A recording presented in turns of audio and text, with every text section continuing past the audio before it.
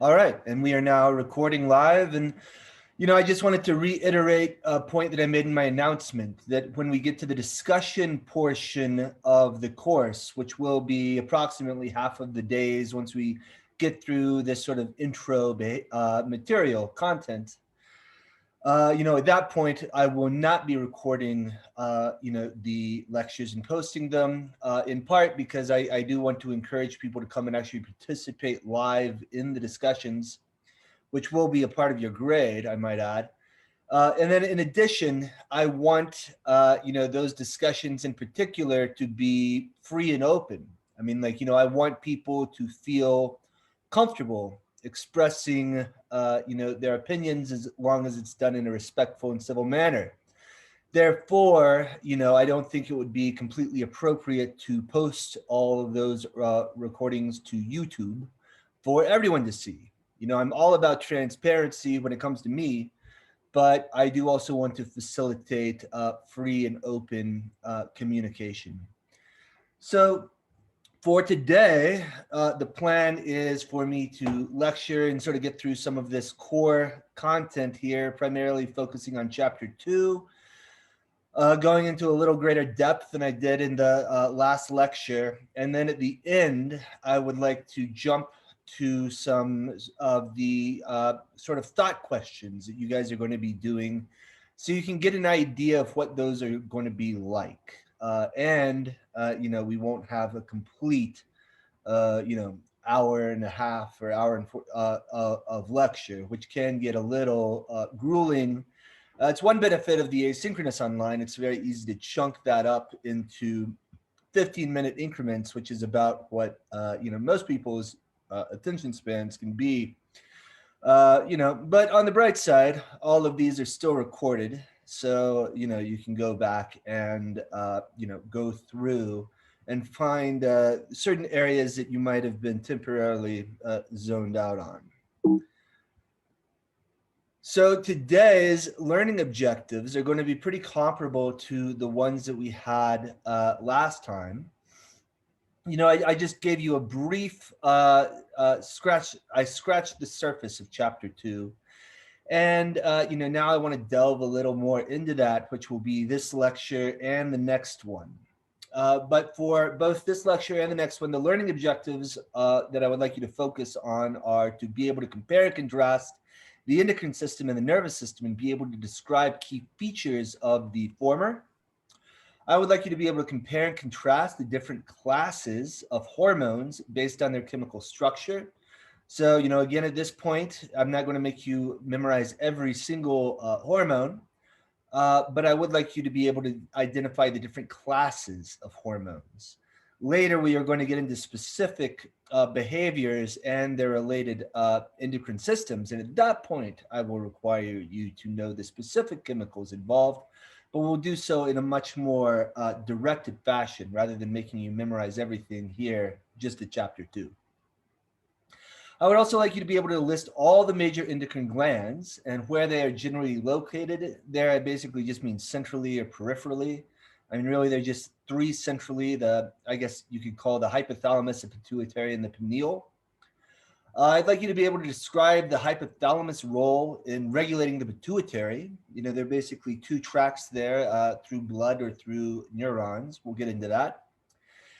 I'd like you to be able to describe and diagram examples of simple and positive and negative feedback loops, which is something we already went into quite a bit in the last lecture. And finally, I would like you to be able to describe 3 ways that you can show a relationship between a hormone and a behavior, and what 3 would be really necessary to establish a causal relationship. And I also just want to reiterate that I think the best way to study for the quizzes in this class is to get to the point that you can describe out loud or teach the learning objectives. Just passively studying your notes is okay. Passively studying the book is less okay. Being able to actively teach and describe the learning objectives and really doing so out loud or through writing will help you process the material at a higher level that will facilitate its mental and neural consolidation. So the endocrine system, as we discussed previously, is composed of glands that secrete hormones in a ductless manner into the circulatory system or the blood, where they would be transported and can interact with really all cells and tissues and organs throughout the body. And of course, the cell that it's interacting with would need to have a receptor, which can exist either on the plasma membrane or intracellularly. Some hormones can transverse the plasma membrane, but it would need a receptor to actually have an effect. Hormones are secreted in minute amounts or small amounts in the interstitial space. And, this can occur, in sort of chronological patterns, which makes it very difficult to really measure hormone release and you correlate it to a specific behavior because if you're just taking a single blood draw, you would have to have some sort of understanding or knowledge of when the hormone would be secreted, to try to correlate it to the specific behavior. And also hormones eventually enter the circulatory system and arrive at the specific target tissue. Remember, certain hormones, particularly those that are not water soluble, would need to hitch a ride on a carrier protein to get to their target cell. Some of the functions of the endocrine system are similar to those of the nervous system. And of course, the hormones would be interacting with the nervous system, which is the primary generator of behavior. I mean, you don't really have behavior other than simple reflexes without the central nervous system in the brain coming into play. However, there are differences. One you could argue is more amplitude modulated versus frequency modulated.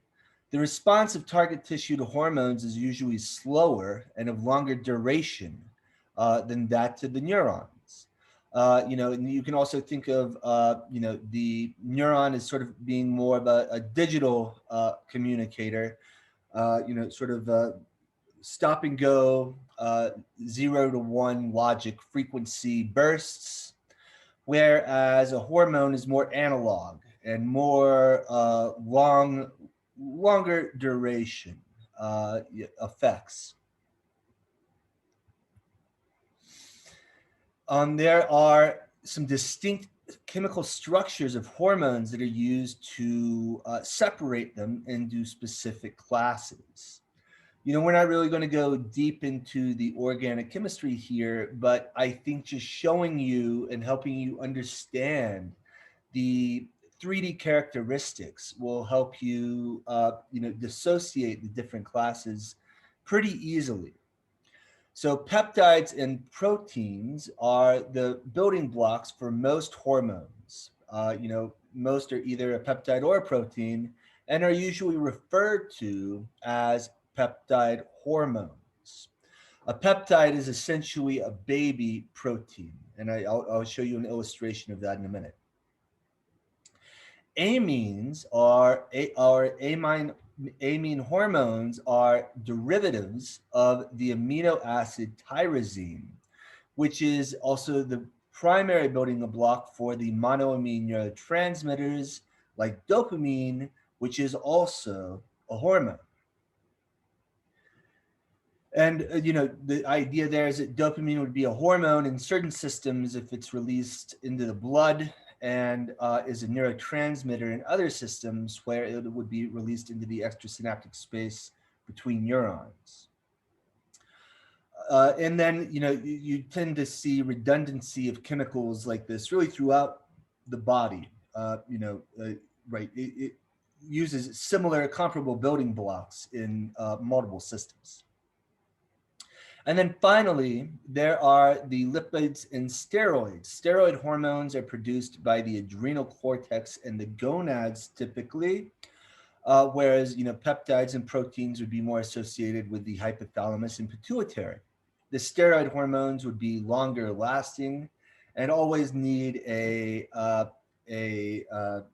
carrier protein, whereas the peptide and protein hormones tend to be more water soluble. Here you can see the sort of basic chemistry associated with the structures of each of these, which as a visual learner, I find this very helpful. So you can see what I mean by a protein up there at the very top, and a baby protein or a peptide underneath it. And then you have your amines or amino-based derivatives that are all very similar to the sort of base structure of tryptamine. And then you have your lipids and steroids, which tend to resemble or use cholesterol as a building block, that have these very, standard ring-like structures that physically define their, characteristics.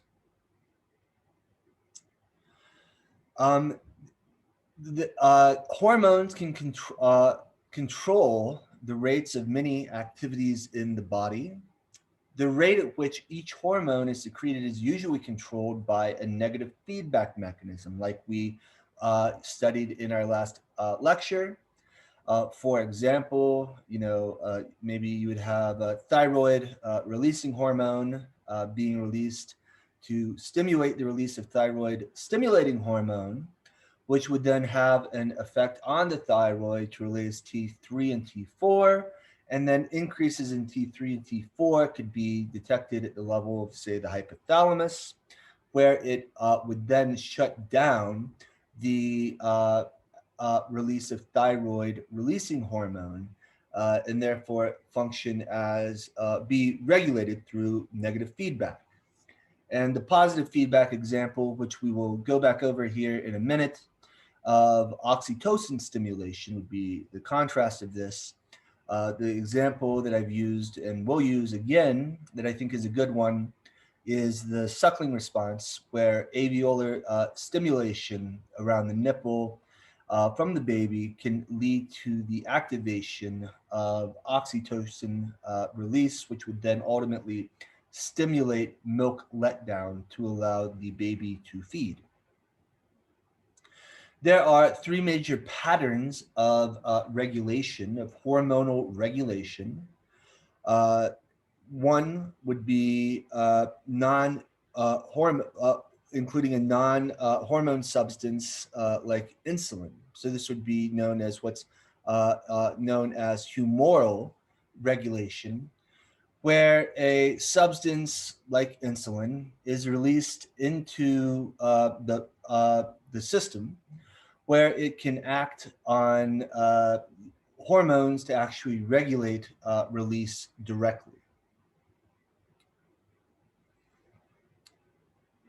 There's also stimulation by the nervous system. This would tend to involve, or one example here would involve the pituitary being stimulated, the posterior pituitary being stimulated by the hypothalamus directly from nerve stimulation directly from axons.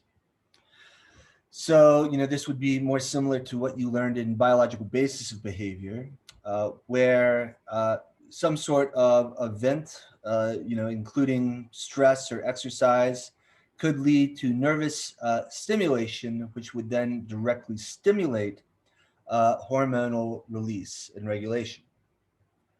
Finally, you can have hormone regulation of a hormone, and this would involve the blood, is, I guess, the main distinction here to the nervous stimulation.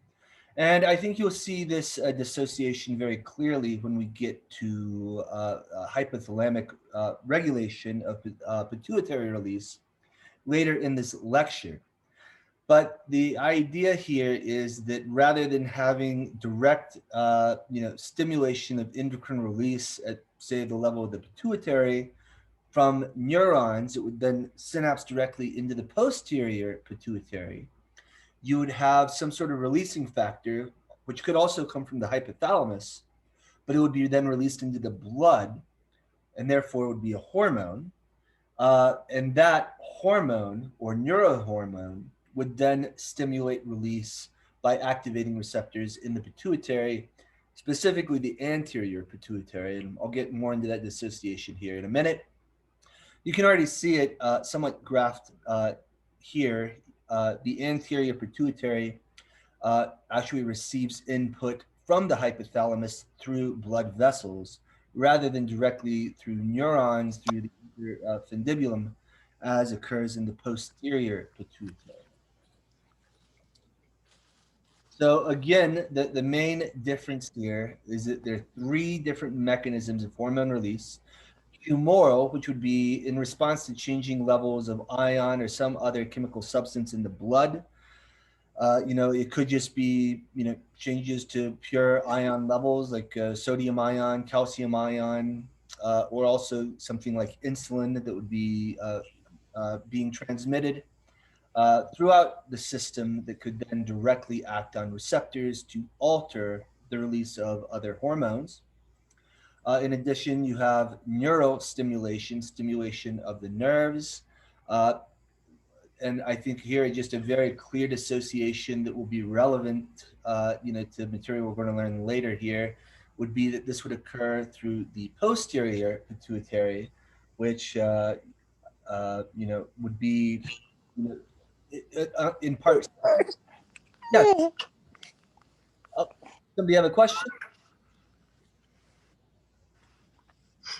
If you do, just talk up. But if not, I'm just going to keep going here. But yeah, in part C, you can see two clear divisions of the pituitary: the anterior to your far right and the posterior to your far left. And the anterior would receives neurohormonal input that would then stimulate release of hormones from the pituitary through blood, and that would be hormonal. And then on the left side, you're actually would be receiving direct neural input from axons from the hypothalamus, and this would be another way of stimulating or regulating hormonal release. So I do think this is important just to understand and be able to describe and compare and contrast the three different mechanisms of hormone release: humoral, neural, and hormonal. Basically, insulin directly stimulated from axons and then stimulated by a neurohormone that would be released into the blood that would then activate hormonal release. Hormones are dissolved in the blood plasma and transported in free form, in the case of water-soluble hormones, or those that are lipid soluble would then need to be bound to a protein carrier, a carrier protein. And again, there are many different carrier proteins in the blood at any particular point in time. Even our basic nutrients like glucose need a carrier protein to be transmitted through the blood. And also, I would just like to, emphasize that this lecture in particular and the next one is really a good segue from biological basis of behavior and intro to bio to the hormones and behavior. I think it's important that we acknowledge that we all have sort of different backgrounds in biology. And to some, I would imagine that this is a lot of review and a lot of redundancy. To others, I would assume that really depending on who you had for biobasis and who you had for intro to biology and how long ago you had those classes, this might be pretty new information, or you're recalling from a very long time ago.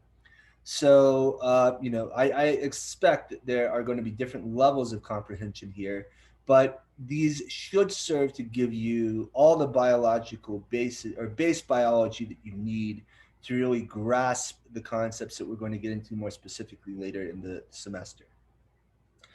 But anyway, as a result of the hormones being in the blood, they can be distributed throughout the body relatively quickly, where they can act at all targets that have receptors for them.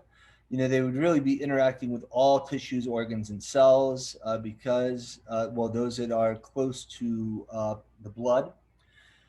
And hormones can diffuse from the capillary to the interstitial space, where they can have also additional action on receptors. And some are lipid soluble. They can diffuse through the walls of all capillaries, and also very frequently through the plasma membrane of specific cells. You also have water soluble hormones, which would also be those that don't need to be bound to a protein carrier in the blood. And these must pass through pores rather than directly through the walls of the capillary. Hormones are only active in the body for a certain period of time because they're either destroyed or eliminated shortly after they are secreted. The half-life still tends to be longer than for neurotransmitters, but there are similar mechanisms for breaking down hormones as there are for neurotransmitters.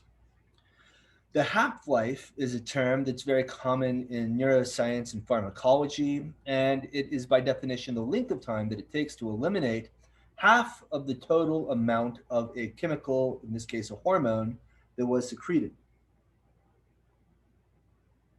As a general rule, the larger the hormone, the longer the half-life. This is especially true when you think of proteins versus little peptides. But that also somewhat ignores the different classes of steroids versus some of the peptides. I mean, those that are cholesterol based on simple biophysics, might have a longer half-life based on breaking down specific bonds associated with that sort of cholesterol ring structure, versus those that would be involved in making a peptide or a protein. But comparing peptides to proteins tend to have a longer half-life as a hormone. Water-soluble hormones especially have a relatively short half-life because they're rapidly broken down by enzymes. And again, this can be somewhat related to structure. Remember that the peptides and protein bases tend to be more water-soluble. And these hormones normally have concentrations that increase and decrease rapidly in the blood. And these generally regulate activities that have a quick onset and a short duration. Lipid-soluble hormones are usually bound to protein carriers in the blood. The rate at which these hormones are broken down is greatly reduced, in part just due to biophysics and the different structure of the chemical bonds that make it up. And therefore, these hormones tend to have longer half-lives, and oftentimes steroid hormones, those in the third class of hormones that we studied, are good examples of this class. Hormones can be removed from the blood in four ways: excretion, that typically involves the kidney or the liver; metabolism, so here, similar to neurotransmitters, there are enzymes within the cell that can actually break down the hormone in a local environment. In addition, there's additional metabolism that would occur at the level of the liver. Active transport, where the hormone is recycled through a cell, where release can occur.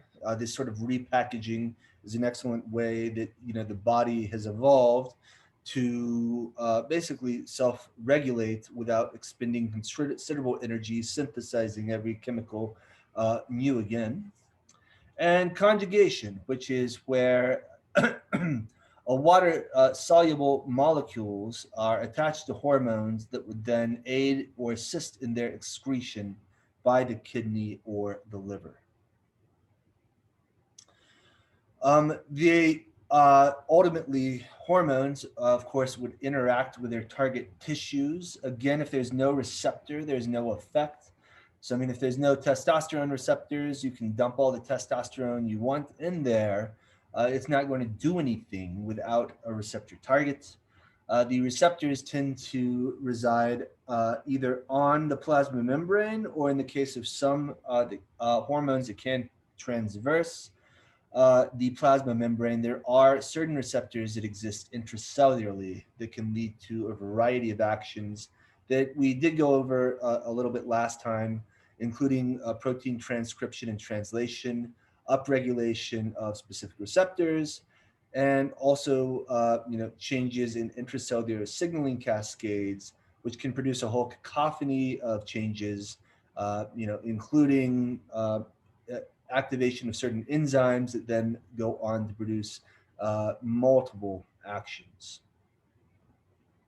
And of course, hormones only interact with the cells that have binding sites that are specific for the particular hormone. Remember, we used a gonadotropin releasing hormone as an example previously that, there is some interspecies specificity for. So, gonadotropin releasing hormone from the toad might not be effective in a mammal. But that doesn't mean that gonadotropin releasing hormone isn't important for sexual development in the mammal. It just means that toad gonadotropin releasing hormone isn't sufficient to induce sexual development in the mammal. There is some species specificity here, which is important, in the concept of, supplements, and also transplantation in endocrine medicine. Hormones can be placed into one of two major categories based on the targets that they hit. And again, we went over this a little last time, but hormones that cannot pass through the plasma membrane, these would only be interacting at receptor targets that are embedded in the plasma membrane. And hormones that can pass through the plasma membrane, where they can act at intracellular receptors. As a result, hormone receptors need to be located in different locations. As a different example here, I'm going to go to cannabinoids, which I think most people now and think that of the cannabinoid receptor as being something expressed in the plasma membrane. But recently, a group from France demonstrated that there are also CB1 receptors on mitochondria, suggesting that certain cannabinoid ligands, which are lipophilic, can enter into the cell and act directly on organs within the cell, specifically involved with mitochondria. And, these are really fascinating findings. In addition, think about how these things might function and the behavioral and physiological effects they might produce. It's possible that some of these hormones that act intracellularly, like thyroid stimulating hormone or T3, T4, ultimately is what would actually be entering the cell. The thyroid hormones, are known to have a wide array of vast functions involving metabolism, growth, energy, all of these things. Obviously, a lot of these things are tied to, for example, mitochondrial function. So, your metabolism can change greatly from these things. Your overall energy level can change greatly from these things. The consequences of being able to target mitochondria in different ways, I think, will be harnessed to have profound effects on pharmacology and medicine in the future. It's something that we don't have a great ability to finally regulate yet. But it's also worth pointing out that mitochondrial dysfunction is also a common denominator that's associated with pretty much every neurodegenerative disorder, whether it be traumatic brain injury, dementia, Alzheimer's, Parkinson's disease.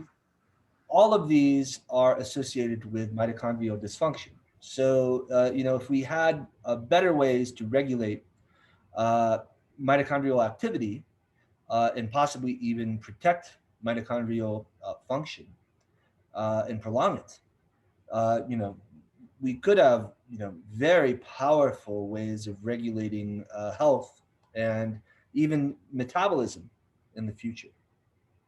But anyway, here are just a simple, very simple cartoons showing these two main types. From biological basis of behavior, I'm sure that you've seen a receptor uh, target within a lipid bilayer. That's pretty much what I think would be in most people's minds. But in addition, there are ligands or chemicals that can pass through that plasma membrane. These almost always tend to be lipophilic, where they would bind to receptors that exist intracellularly, either in organelle, like mitochondria or the nucleus, or those that exist just in the cytoplasmic space.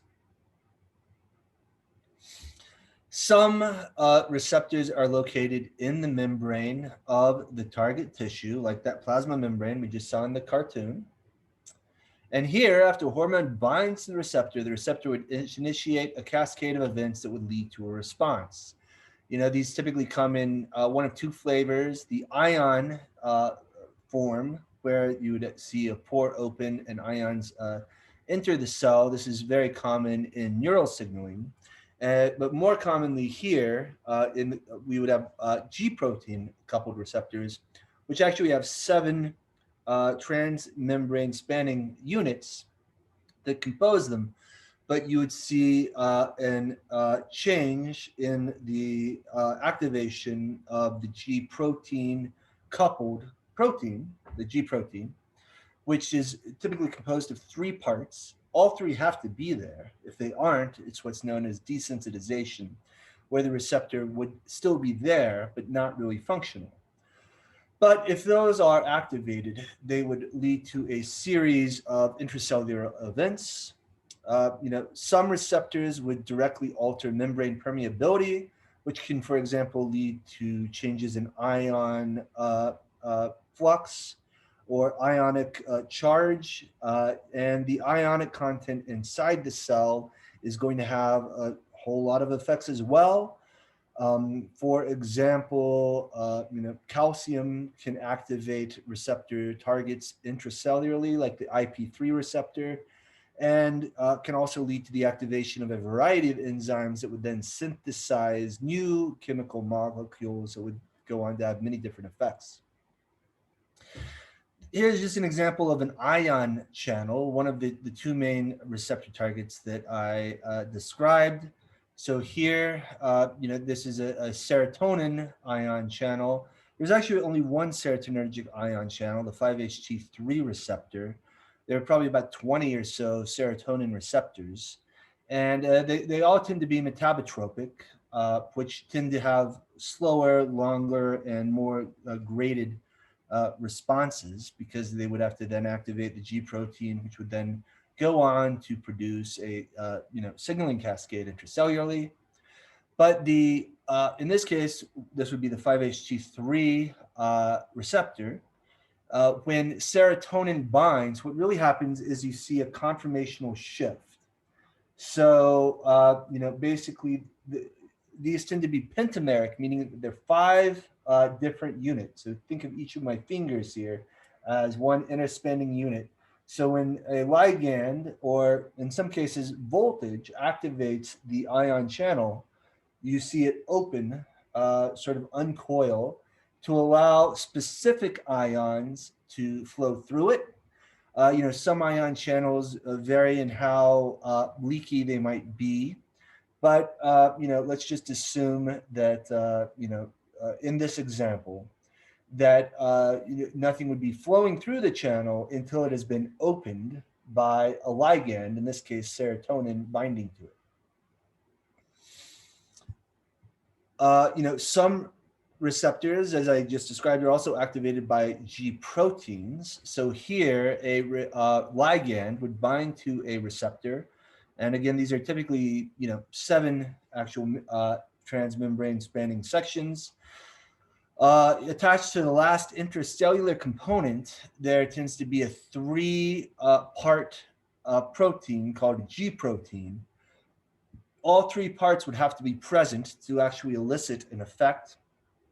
It is quite common that these can be removed or temporarily removed as a form of regulation. So that would be called desensitization, where the ligand would bind and nothing would happen. But if the G protein is there, it would then be uncoupled, where it would go on to produce a variety of intracellular events that tend to take a little longer than you see with direct ion channel opening, but they can have profound effects, including really instant changes in where they would act on surrounding ion channels to alter a variety of things. In addition, they can lead to changes in transcription and translation. And it's thought that there are really these large protein complexes intracellularly, like DART32, that are sort of like the Vishnu of the cell. They can turn on and off a whole bunch of different levers to produce a whole bunch of different effects. You can also have direct effects within the nucleus, to alter transcription and translation more directly in that way. And they can also bind to things like IP3 receptors intracellularly, where they would release calcium ions that would then go on to produce or activate a variety of enzymes. Commonly in biology, you probably just studied one example of an intracellular signaling cascade. In reality, there are many that occur concurrently.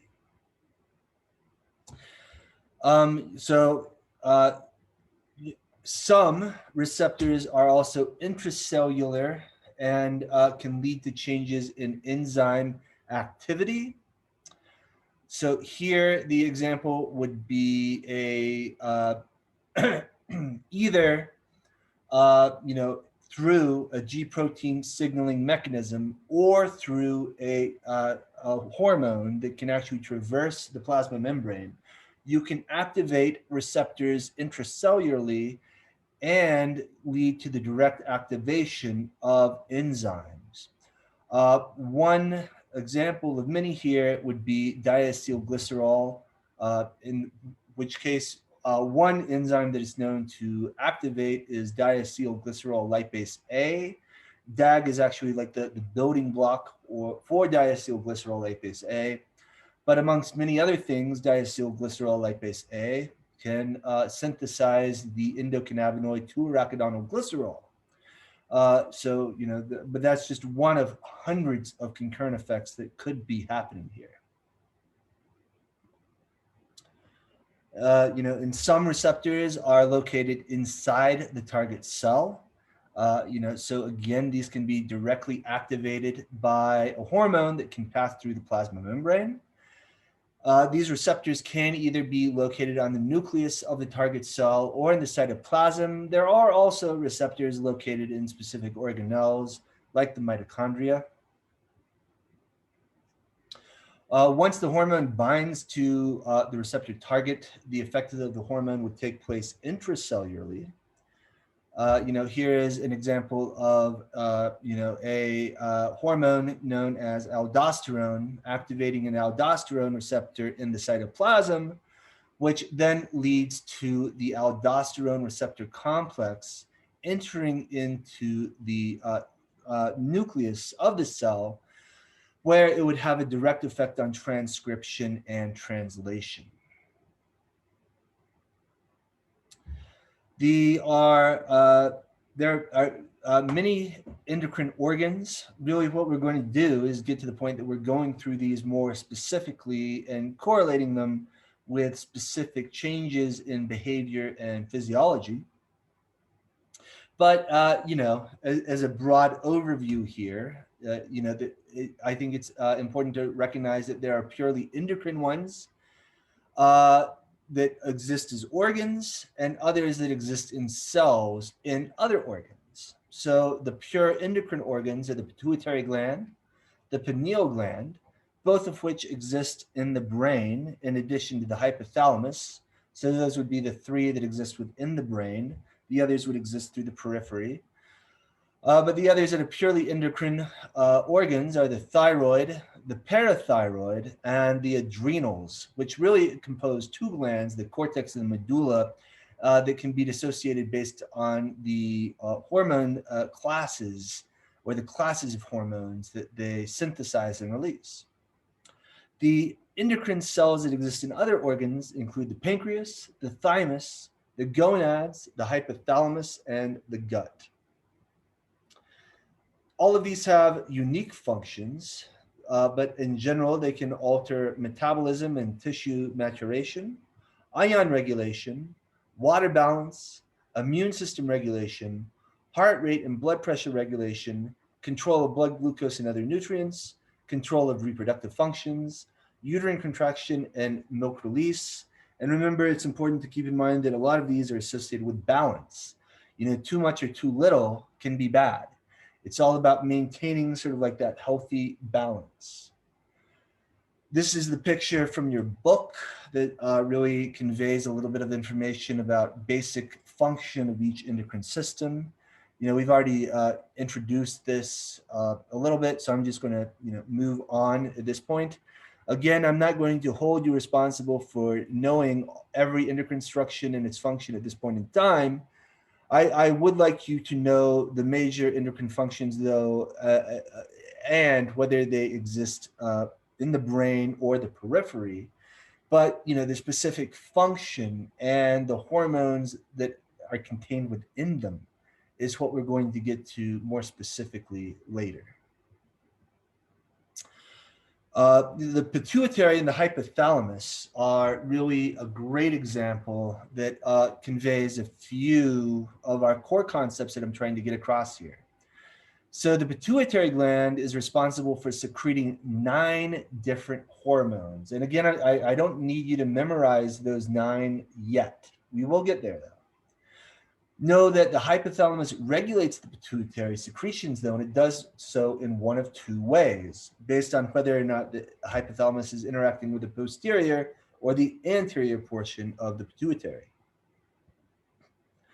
The posterior pituitary is also known as the neurohypophysis. Makes sense, right? Well, let me explain why that should make sense. A lot of the names that we are going to start learning through this class can be understood if you understand the basic roots of their names a little more. So neuro is from the ancient Greek meaning neuron or nerve. Neuro would then suggest that the neurohypophysis or posterior pituitary has direct neural links between the hypothalamus and the pituitary, which it does. The anterior pituitary is also known as the adenohypophysis because it acts more as a gland, meaning that in Greek again, adeno means gland. So here the distinction would be that there would actually be a neurohormone released into the blood, which would then activate on the anterior pituitary. In your descriptions and quizzes, I don't care if you use neurohypophysis or posterior pituitary or the adenohypophysis or anterior pituitary. I tend to use posterior pituitary and anterior pituitary, but I think it's helpful to understand these other terms, which will also help you, understand function if you understand the basic Greek roots there. Here's an overall picture of the hypothalamus interacting with the pituitary gland. I don't want you to get too caught up in all these other anatomical components here. They're not things that I will quiz you on. It is, I think, noteworthy that the optic chiasm is right by the pituitary. This will become very important when we get to information about rhythms and how rhythms can be entrained by light. And that light would have direct impact, particularly the blue waveform of light, can have direct impact on neurons within the hypothalamus to alter our, basically biological rhythms in response to changes in the light-dark cycle. And again, like the mammillary body, also not one that we're going to really go into much at all. But just so you know, it's very involved in smells, different and responses to odor, which can also have a direct effect on endocrine signaling. But the main idea here is I just wanted you to see in the brain where the hypothalamus is and how it would relate to the pituitary, which is essentially a stalk underneath it that is connected, at least partially. The posterior pituitary is directly connected by neurons, which are carried through the inner infundibulum. Here you can see a nicer segregation of the posterior and the anterior pituitary, and it's colored here to signify that the infundibulum is more connected to the better connects the posterior pituitary to the hypothalamus through neural input, whereas the anterior pituitary would be more segregated, and you actually have to have the neurohormone released into the blood, which would then act on the anterior pituitary. So again, those are two of the main ways that hormones can be regulated. Humoral, where basically a receptor in the hypothalamus would pick up changes in insulin or ion changes to lead to a cascade of events that would lead to the release of hormones from ultimately the pituitary. Alternatively, the posterior pituitary can be directly activated by excitation of neurons in the hypothalamus. That could be also derived from neural input, let's say changes in blue light that would be picked up and detected by the suprachiasmatic nucleus in the hypothalamus, which could then lead to the activation of the posterior pituitary through neural input. Alternatively, the hypothalamus could also release what is known as a neurohormone into the circulatory system between the hypothalamus and the anterior pituitary, which would be the hormonal method to regulate hormonal release. The hypothalamus and the anterior pituitary are connected to each other by blood vessels. As I've already alluded to, the anterior pituitary doesn't receive direct neural input from the hypothalamus. The neurohormones would come through the blood. The hypothalamus would, of course, produce the neurohormones that travel to the anterior pituitary through the blood. And these neurohormones would then leave the blood and act on cells in the anterior pituitary if the cells have a receptor target for that particular neurohormone. Here, you can actually see the addition of the vasculature. You can see this highlighted on the anterior pituitary. And I'll also like to point out that, it's important to note that the hypothalamus isn't just one big blob. In reality, there are specific neurons that would be releasing, or axons that would be releasing either the neurohormone into the blood or neurotransmitter signal onto receptor targets or dendrites within the posterior pituitary. So some neurohormones act as releasing hormones and others act as inhibiting hormones. This is why the hypothalamus controls, this is how the hypothalamus controls the anterior pituitary gland. And at this point, I'm actually going to break down some of the specific hormones and inhibiting hormones.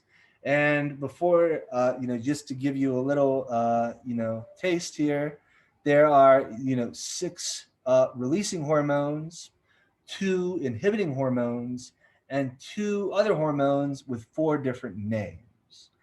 And again, I don't need you to memorize all of those at this point in time. I am going to go over them, but I think we're already getting to our max of our attention span for today. So what I'm going to do is say that I'm going to start here next time at slide 40. I'll even put, yeah. So, and then we will cover hopefully the rest of that material, in our next lecture, and that will get us through chapter 2. But right now, what I would like, if I can find it here, there we go, is to go over some thought practice questions to not only stimulate your brain and wake you up here and get you, I like to think that online education can be good in certain ways in that it prevents me from completely just talking to you for the entire time as I tend to do in lecture. I think this is particularly true in asynchronous environments, but just me talking to you and trying to, push content in your head is a relatively low form of learning. Uh, what is more important is to analyze thoughts more deeply and really create your own thoughts, which is really what I'm going to be trying to do through multiple assignments in this class, one of which are these thought questions. So one question that you might be asking is, well, what are thought questions? Like what are you going to be asking us to do? The thought questions that I'm going to be asking come in different forms, which I'm going to just give you some examples of now. Some of them are just going to be, what do you think of the material? More broadly, you just give me your broad opinions of what's going on without a specific leading question. However, I will also ask some with leading questions. And, I think this is a good example of one of those. So, if trophic levels can be represented by numbers, starting at level 1 with plants, further trophic levels are numbered subsequently according to how far the organism is along the food chain. Oh, probably conjures up some memories from intro to biology. But anyway, level 1 would be plants and algae, which make their own food and are called primary producers. Level 2 would be herbivores that eat plants and are called primary consumers. Level 3 would be carnivores that eat herbivores, which are called secondary consumers. And level 4 would be carnivores that eat other carnivores and are called tertiary consumers. Level 5 would be your apex predators that have no predators and are at the top of the food chain. So, why do you think predatory animals, which are top trophic members, the apex predators, would be more prone to the effects of endocrine disruptors within a particular environment than organisms that are part of the lower trophic level, such as plants? Also, what changes in the environment would have to be made to conserve a predatory species? I'm going to let you think about that for a few minutes. This isn't a real one where I'm asking you to turn anything in, but during this time, I would give you some time to actually think about it and come up with a good response.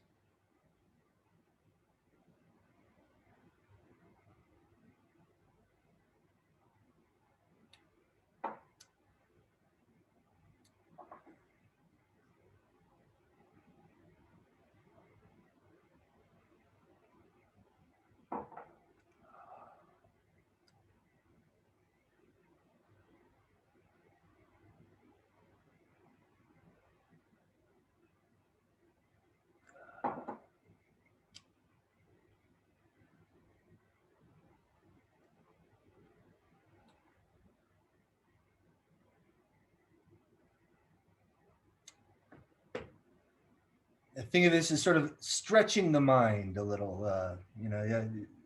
I lulled your mind to a sleep. So now let's wake it up and do some heavy lifting here.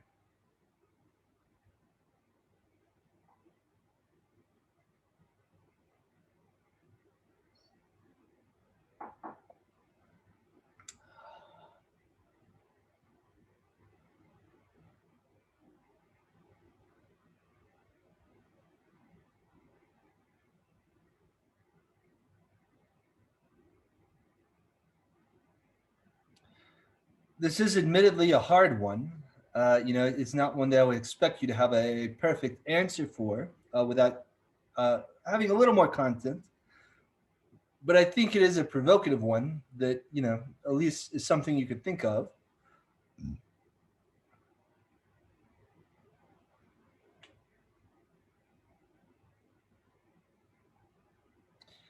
Anybody have a general thought?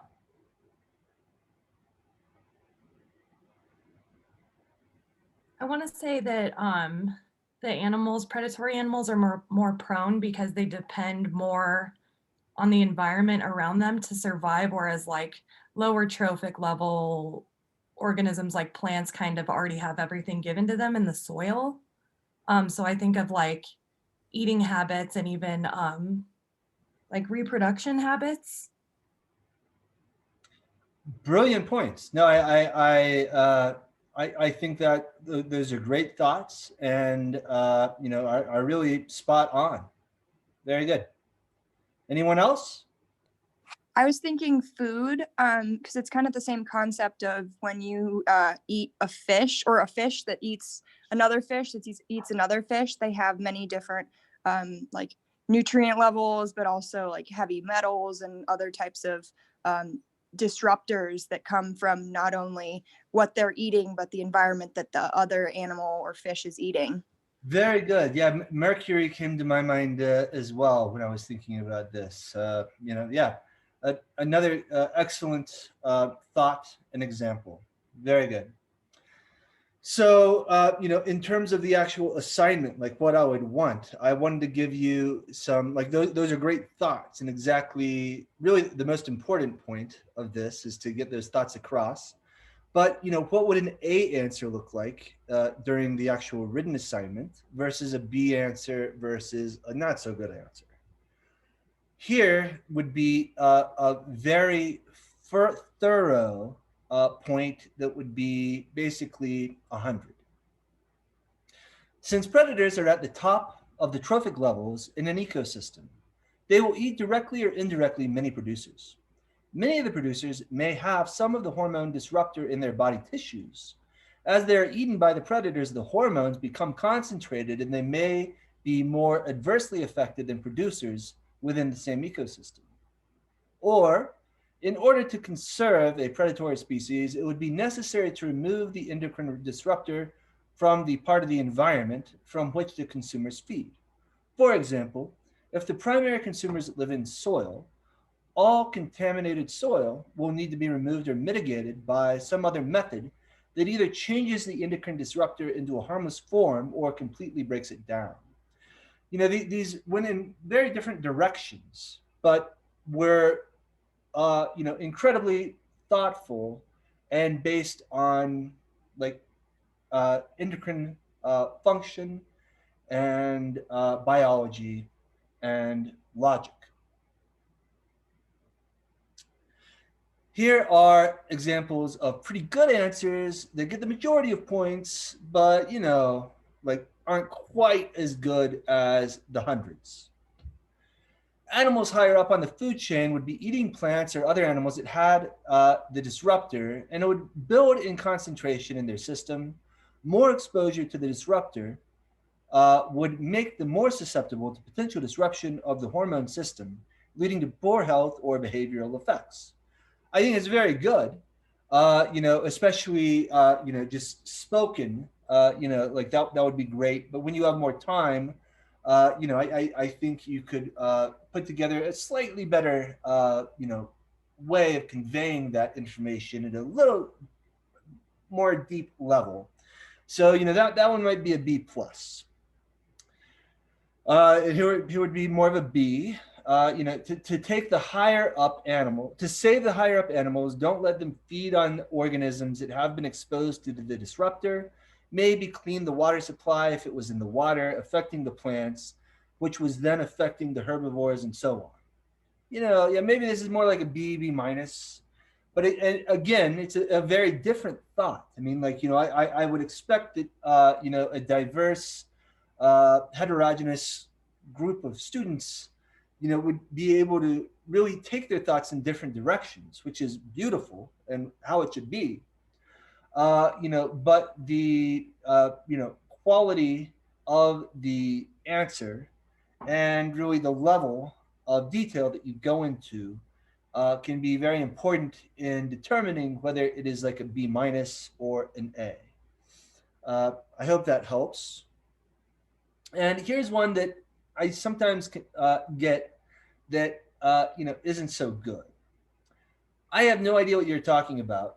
Why would you want to save a predator? Yeah, like yeah, that would be not so good. And I don't really love to get those responses.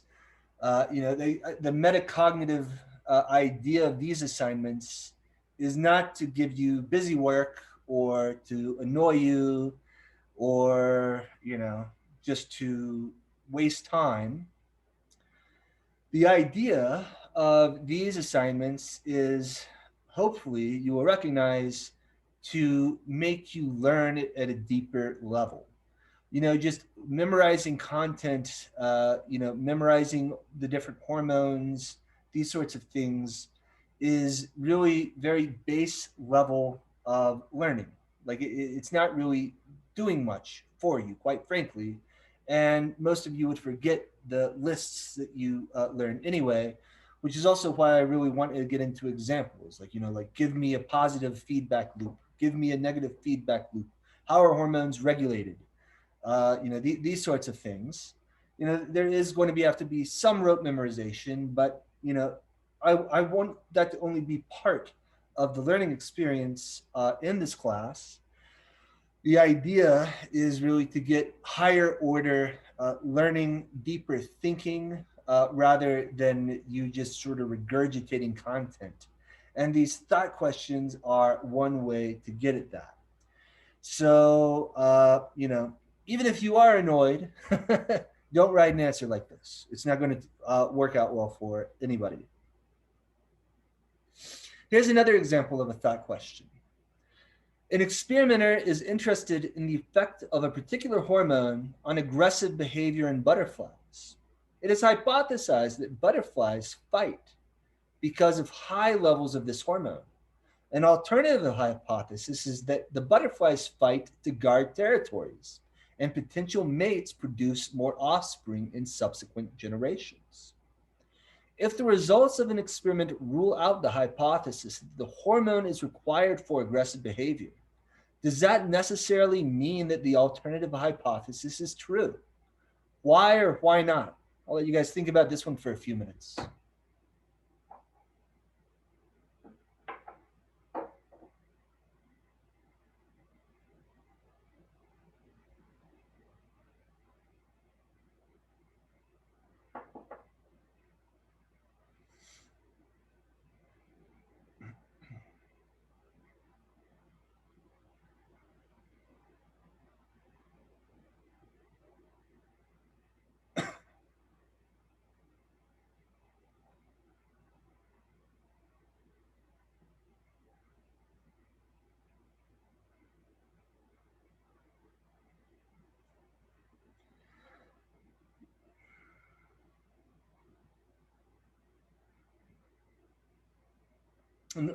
For what it's worth, this is very similar to questions that I was asked in graduate school.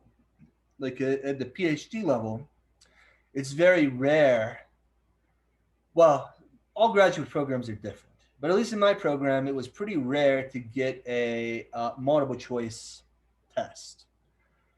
Rather, you would get, there were also only like 4 or 5 people per class. So, it's a little easier to really grade big, lengthy thought questions. But they would really want to probe your ability to think critically of this sort of situation. One thing here that they might do as well at that level would be to have you give alternative experiments, to show that you are learning, how to design well-controlled and feasible experiments that really get at the hypothesis, which would be an additional level of thought that we could put on top of this, which would probably be more relevant for a PhD program. But still, same sort of idea that, we're going for that sort of higher level of thinking here, trying to really, pull out deeper learning rather than just rote memorization. Anyway, any thoughts?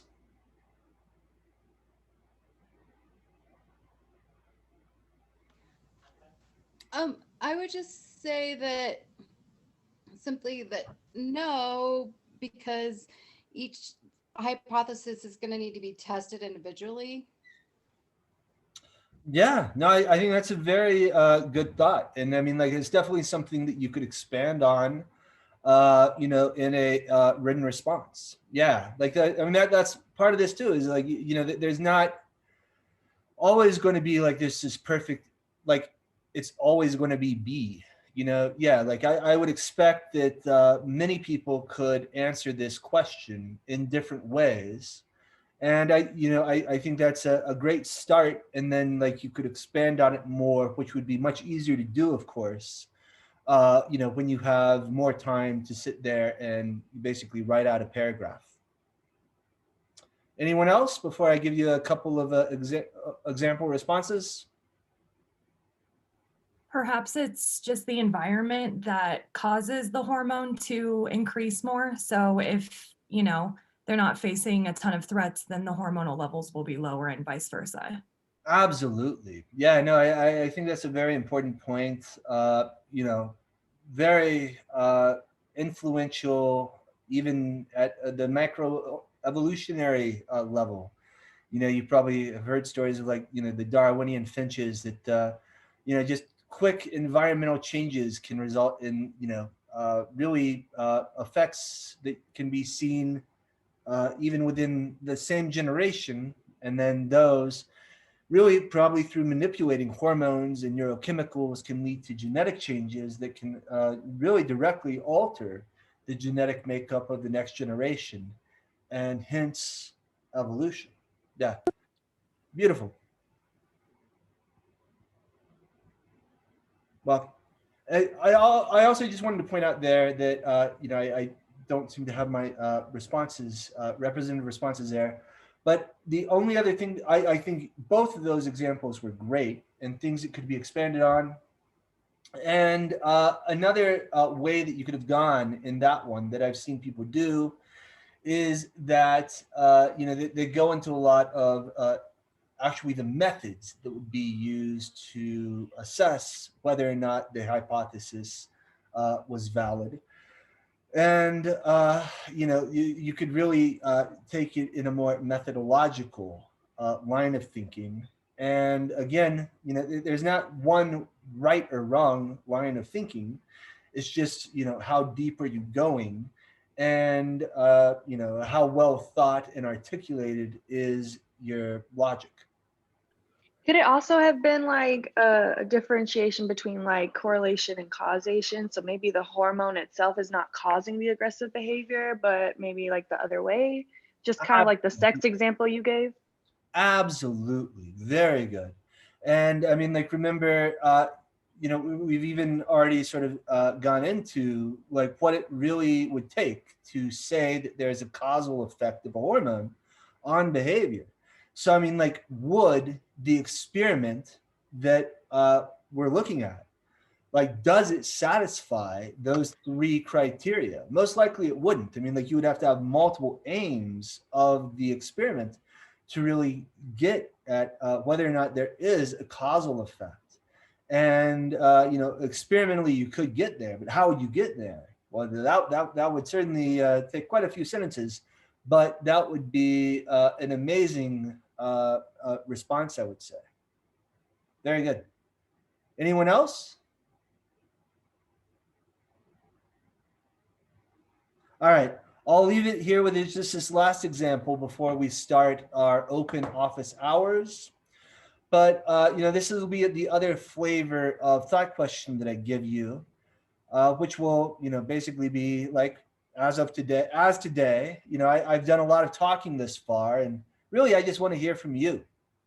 What are you most excited about to learn in this class? Is there anything you want me to cover in class that might not be represented on the syllabus? And what is stressing you out the most about this class? So there, I think it's sort of an like just sort of the perfect opportunity to open that up. Like I just want to hear from you guys and transition from here to office hours. If you don't want to stick around and hear any of these thoughts or questions or concerns, it's been fun. I will post this lecture up to this point. I'm going to stop it here actually and stop the recording.